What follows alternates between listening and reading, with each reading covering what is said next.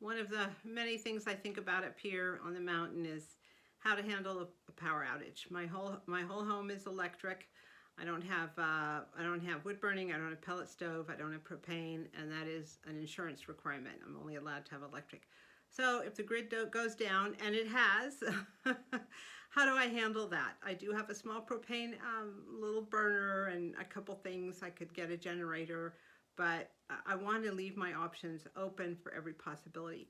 So one of the ideas or the strategies I have is using my solar oven.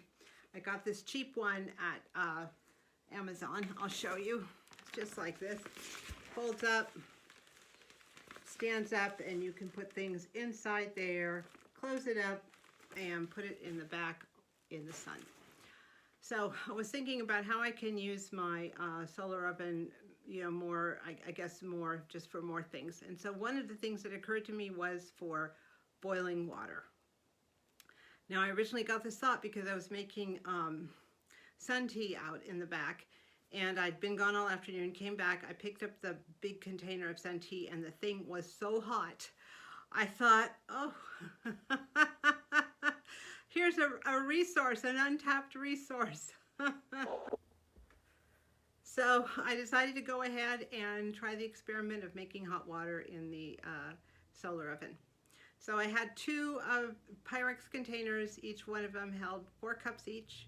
I filled them each with water. I covered them with saran wrap, covered the top, and closed them up inside, zipped up the solar oven. It was about 11 in the morning. I did some stuff. I had to go to work. I got home around 5. We'd had a very hot day, and it had gotten full sun all day.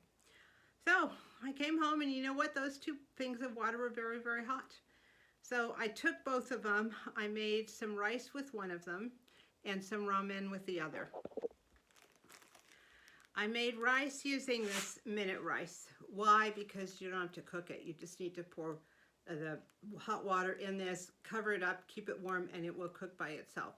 I'm not crazy about the flavor of this, but in an emergency when you're low on fuel or you just don't have time to cook or whatever, this is fantastic. You just need hot water. So I just used this. I used a cup of this and whatever amount of water was required. I poured some of the hot water out of one of those Pyrex containers and covered it and let it just cook.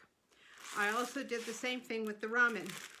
I had another container, you know, a food container, ceramic one. I put the ramen, broke it up, put it in there, poured the hot water from the sun over the noodles and covered it and kept it warm and let it cook. The results were absolutely great. My rice cooked up just fine, nice and fluffy.